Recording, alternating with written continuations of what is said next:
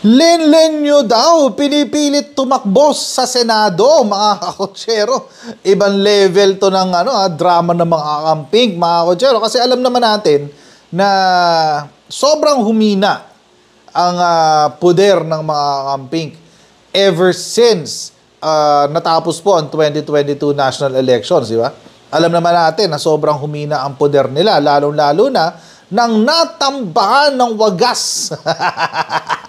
Natambakan ng wagas si Leni Robredo ng presidente natin na si President Bongbong Marcos. Pero mga kotsero, mukhang pinaplano nila ang political comeback ni Leni Robredo, mga kotsero. Pero bago natin pag-usapan yan today, huwag niyo po kalimutan mag-subscribe sa ating Coach Jared YouTube channel. Huwag niyo rin po kalimutan na mag-follow din sa ating Facebook page para lagi po ay updated sa mga ganap dito sa aking channel. Okay, so mga kotsero, pag-usapan natin yung topic na yan.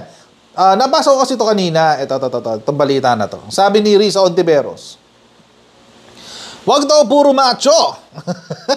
Ano ba yung macho? Kasi itong si politiko, pinapauso niya yung term na macho block. Ano yung macho block? Macho block daw, ito raw yung mga senador na re-electionist na puro kalalakihan. Ayun. So, ito sila Ping Lacson, Tito Soto, sino pa ba? Si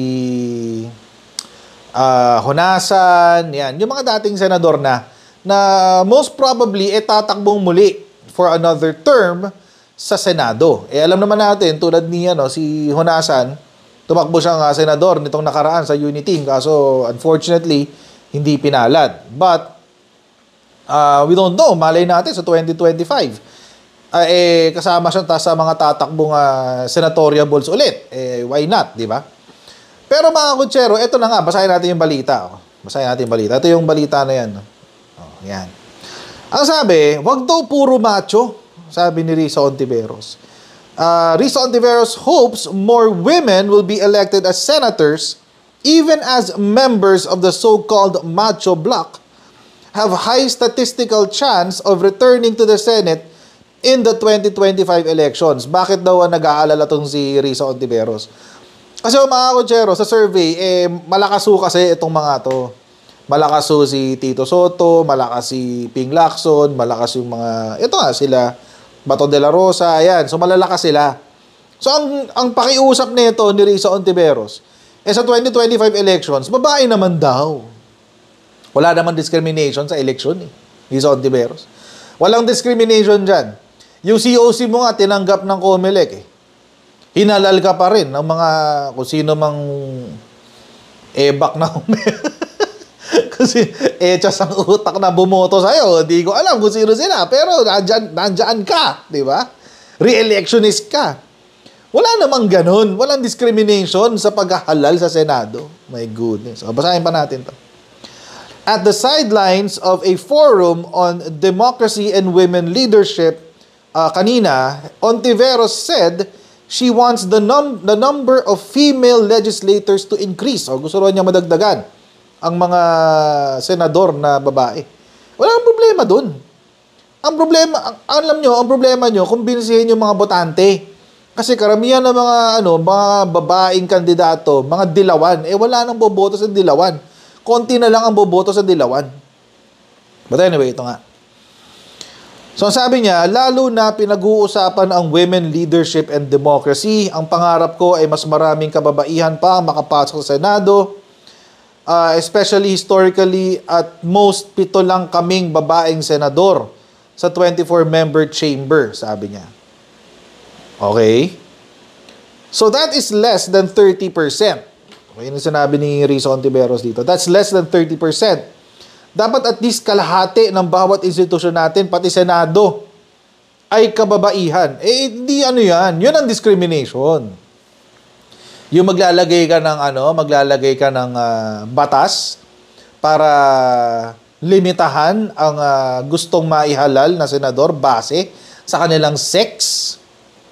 Ayun ang discrimination. Mali yun. Hindi pwede yun. Kasi, kaya nga, pati na nyo sa qualification ng presidente, hindi nila ginawang mataas. Basta read or write lang, okay na. Bakit? Kasi nga, it gives an equal opportunity for every citizen of the Philippines to run for president. Yun po kasi ang demokrasya. Okay, tuloy natin. Sabi niya, that's something I would be working on. Tatrabahuhin doon niya ito to elect more women opposition senators in 2025. Ayan, ito mga kutsero, meron pa palang caveat. Ano po yung caveat? Ito po yung caveat. Hindi lang dapat babae. Kailangan babaeng oposisyon. Ay, ganun pala ang gusto ni Ateng. Hindi siya happy na babae lang. Kailangan oposisyon. Mahirapan ka dyan, Risa Hontiveros, kasi wala, bagsak ang kredibilidad ng opposition ngayon eh. Bagsak ang kredibilidad ng opposition. Kailangan nyo ng sobrang drastic na strategy para maiangat ang kredibilidad ng opposition ngayon. Walang may tiwala ngayon sa opposition.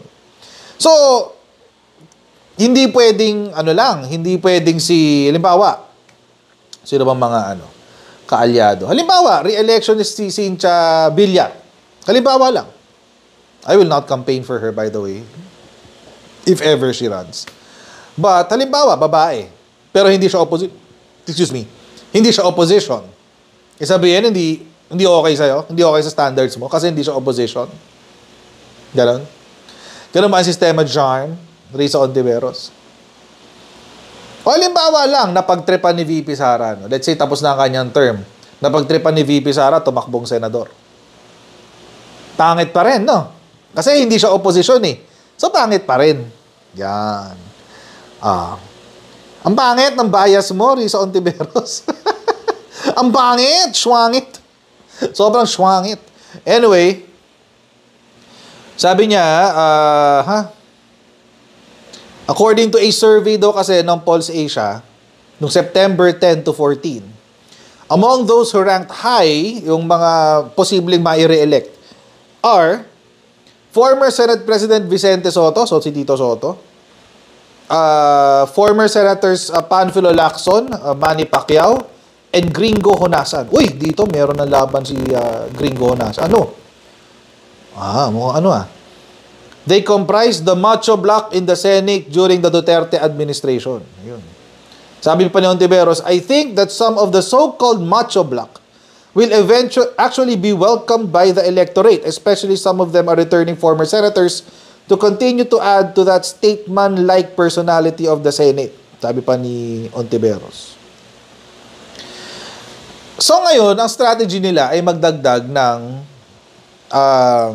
babae. Walang problema sa babae.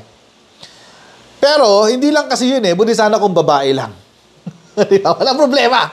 Kung babae lang, walang problema. Kaso ang problema, babaeng oposisyon. Ayun, huli ka balbon. Mahirap yung gusto mong mangyari. Mukhang hindi posible yan. Pero, but, datapwat. Okay, basahin natin itong isang article. Ayan, saan yan? Ayan. Tinan nyo ang sabi. Libre daw mangarap. Sabi ng Hontiveros. Libre daw mangarap, sabi ni Hontiveros. Sabi niya, nangangarap si Risa Hontiveros, natatakbo si Leni Robredo sa pagkasenador sa 2025. Mga kutsero, ilang beses ko na nabanggit ito. Noong una pa lang na sumabog ito, binabalita ko na sa inyo. Last year pa. Ngayon, mukhang nagkakaroon na ng intro. Ini-intro na nila unti-unti itong ganap na ito para kay Leni Robredo. Okay, basahin natin yung balita. Basahin natin yung balita. Okay, game. Senator Risa Hontiveros, ito yung balita. Yan. Just in case lang. May mga nagdududa ko ano yung binabasa ko. Ayan. Di ba? Pareho ng nandyan. Ayan, di ba? Game. Senator Risa Hontiveros is convinced that former Vice President Leni Robredo has enough clout to win a Senate seat in 2025. Ano po yung clout? Clout po, mga kutsero, ibig sabihin yan, impluensya. Okay? Meron daw siyang sapat na impluensya para manalo bilang senador sa 2025. That's a big question marks. Malaking question mark yan, mga kutsero. So, sinabi ni ito kanina ni Risa Ontiveros no, dun sa interview. Sabi niya, I've been encouraging and supporting former VP Lenny to run, sabi niya. Kalak na wala yung oras ko. Okay. Ulitin natin. I've been encouraging and supporting former VP Lenny to run for the Senate in 2025. So, kinukumbinsi daw talaga niya si Lenny ang tumakbong senador sa 2025. However, should Robredo have other plans, she will still be supporting and encouraging the former Vice President to run in 2028. So, kung hindi man daw tumakbo sa 2025 si Lenny Robredo, kukumbinsihin daw niya na tumakbo sa 2028 na lang. Senador to senador. Any public announcement should be made by her, but for sure, she remains politically active through Angat Buhay. Yung Angat Buhay nyo nga, patay na eh. Patay. Paano mabubuhay yung political career niya? Pati Angat Buhay nyo, patay na. Walang masyadong ginagawa. Walang masyadong impact. Walang masyadong dating. Wala eh. Wala. Zero. Ganyan, zero. Wala. Nga. Tuloy natin. Ontiveros said, referring to Robredo's volunteer organization, sabi, hindi ako nag-iisa na nangungumbinsi at sumusuporta sa kanya na manatiling active electorally and politically. Ayan, Robredo lost to President Ferdinand Marcos in 2022 elections. She placed a distant second in the presidential race, garnering 15 million votes compared to the chief executive's 31.6 million votes. Ngayon mga kutsero, yung sinasabi po ni Risa Ontiveros is possible. Posible po yan. Posible hong manalo kung tatakbo si Lenny Robredo. Sinabi ko na po ito ilang beses na. Ilang beses ko na po itong sinasabi, no? Na posible hong manalo si Lenny Robredo bilang senador. Bakit? By virtue of her votes noong 2022. Tingnan natin ang pinaka sa senatorial elections. Tingnan natin yung pinakamababa. Kasi si Risa Ontiveros yung pinakamababa. If I'm not mistaken, nasa lang siya 13 or 14 million yata. Okay, tingnan natin yung bilangan. Kung ilan. Wait lang.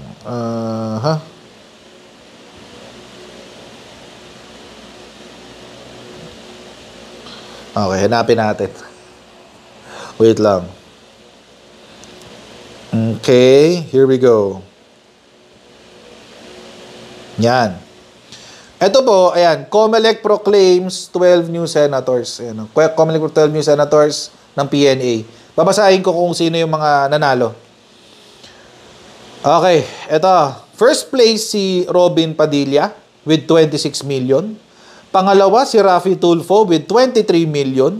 Okay, pareho silang neophyte. Pangatlo si Mark Villar with 19 million. And then Loren Legarda. Ay, hindi. Doon pala sa mga bago. Sila yung bago. So, sa mga luma ng mga senador, eto, mga re-electionist. Legarda, 24 million. Okay. Chis Escudero, 20 million. Alan Peter Cayetano, 19 million. JV Ejercito, 15,841,000. At Jinggoy Estrada, pang 12. Siya yung pinakahuli. So, ang pinakamababang boto na nakuha, si Jinggoy Estrada. Na 15,108,000. Pumosisyon pa pala si Risa Ontiveros ng pang 11, no? Anyway. So, yun. Pang 11 si Risa Ontiveros, 15,400,000. Tapos si Jinggoy Estrada, 15,108,000. Ngayon mga kutsero, by virtue of that number, alam natin na kaya ni Lening manalo sa Senado. Kaya niya. Kasi ang bumoto sa kanya nitong nakaraang eleksyon, nasa 15 million. So kung tumakbo siyang senador, malamang sa malamang, papasok siyang senador. Pero, 2025 pa mangyayari yung eleksyon at marami pang pwedeng mangyari. Marami pang pwedeng kabalbalan na gawin si Leni Robredo. Marami pa siyang kapalpakan nakakalat. So, mga kakutsero, let's see. I don't know kung paano may influensyan yung votes. But apparently, meron pong isang survey na naganap. Ayan.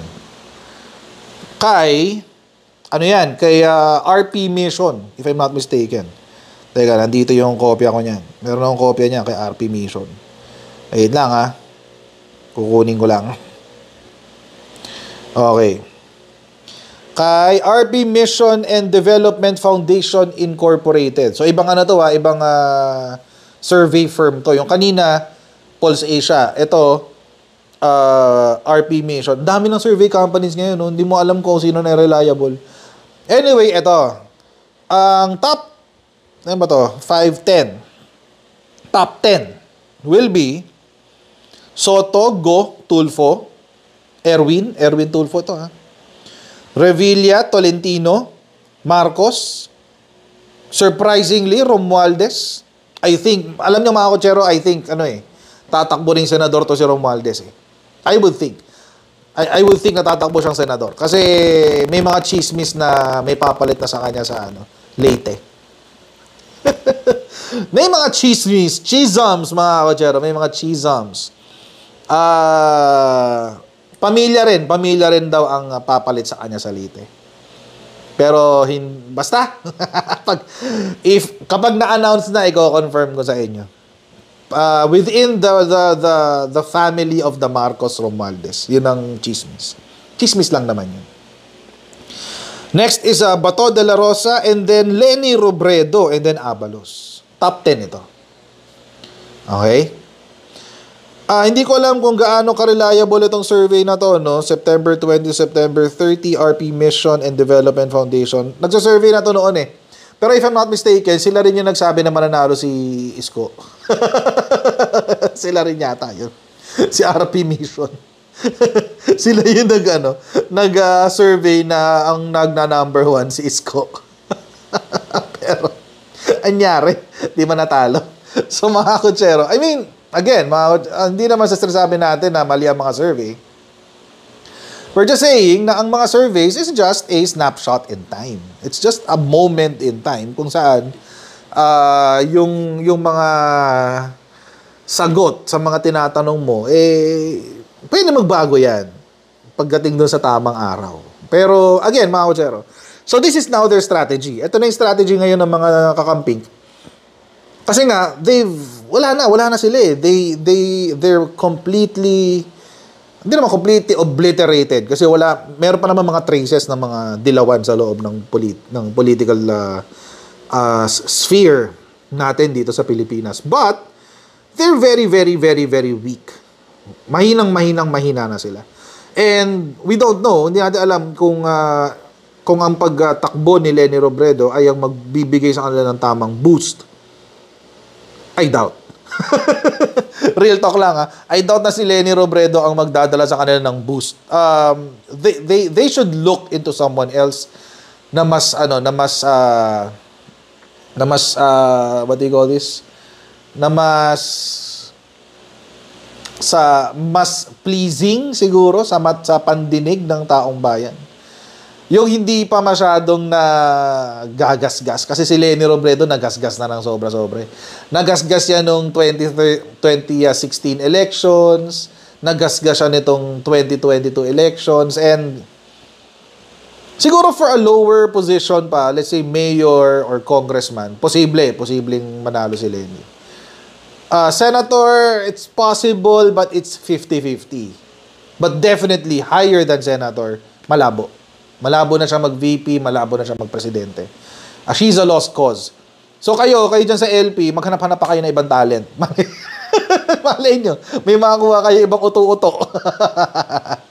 I hear that, di ba, ang chismis, si Raffy Tulfo, ang napipisil-pisil ng opposition. And he's playing the part really well. So, we don't know. Until we're there, we're not sure what's going to happen.